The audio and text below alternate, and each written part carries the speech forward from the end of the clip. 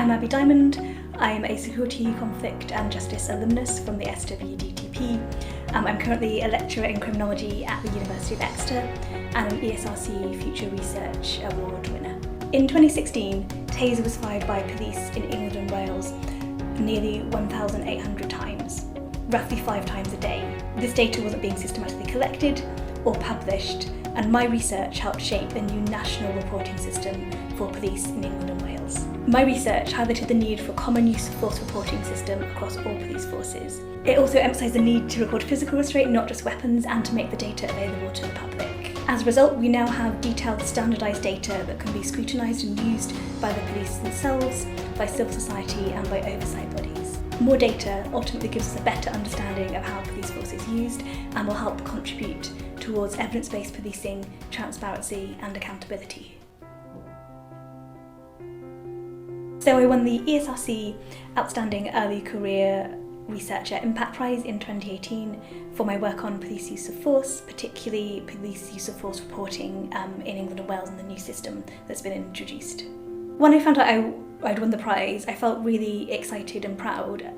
not just because it recognised my work, because I think sometimes there's a tendency when prizes are awarded that it seems as if it's focusing on an individual's work, but in this case I was really happy because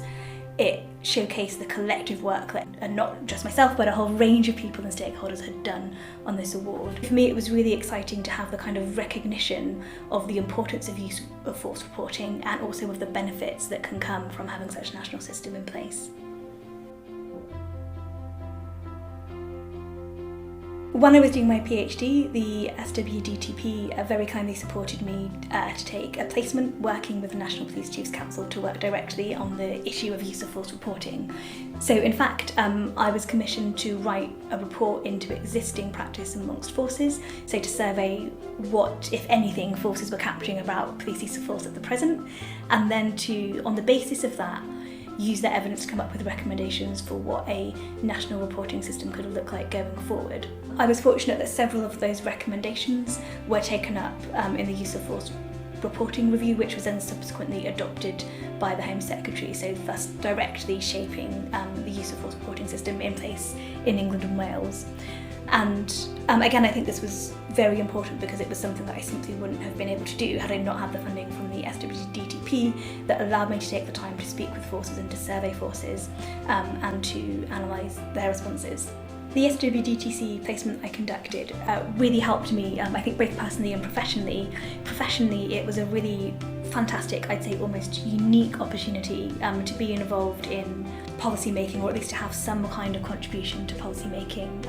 in England and Wales. And it also gave me a really unique opportunity to network and to have meetings with senior officials in key agencies, including the Home Office and the College of Policing, amongst others. So for me it's really been absolutely invaluable, both in terms of developing my confidence and my soft skills, but also in terms of networking and having contacts at that level as well, and being able to get an insight into what it's like working on policy issues at that level. We now have a standardised use of force reporting form that anyone employed by a police force who uses one of these weapons or uses one of these empty hand techniques now has to fill out. So this is a standardised form filled out irrespective of the type of less lethal force or less lethal weapon used, and asks officers to complete kind of crucial information about what types of force was used, the date and time of the incident, the characteristics of the person on whom force was used, and also some of the outcomes of the incident as well. This data is being made available on an anonymised basis by forces, and also is being published annually by the Home Office.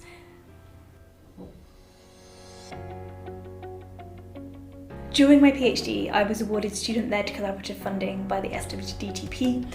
specifically to convene an experts meeting on the use of Taser. This was a really timely issue because the UK was looking at introducing a new version of the Taser weapon, basically a dual shot capacity Taser. So the idea of this experts meeting was to bring together a range of experts from different disciplines outside of academia that in their own way were working on this issue. So this was people from the Home Office, this was people who were in charge of testing the weapon and assessing the weapon. This was NGOs and academics working on the issue, as well as oversight bodies and police representatives themselves.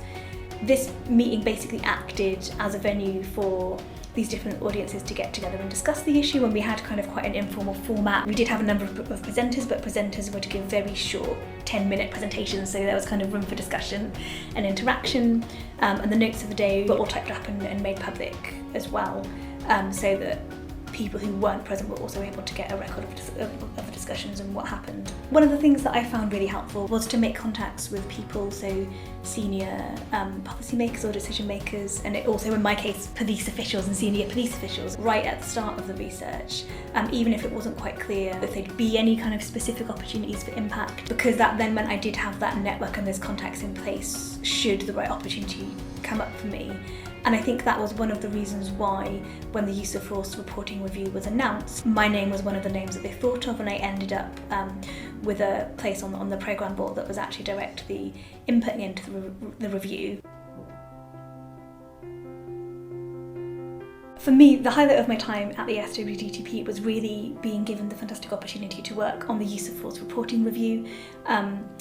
It's a project that I feel really passionate about. It's an issue that I think is really incredibly important, making sure that we accurately report and document police use of force, and it was absolutely fantastic for me to be able to have the opportunity to work on this really important topic. As well as that, it also really gave me the opportunity to develop my own kind of soft skills in this area as well, so developing kind of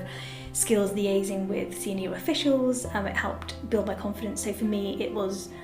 a real highlight, and it was something that just wouldn't have been possible without the SWDTP funding.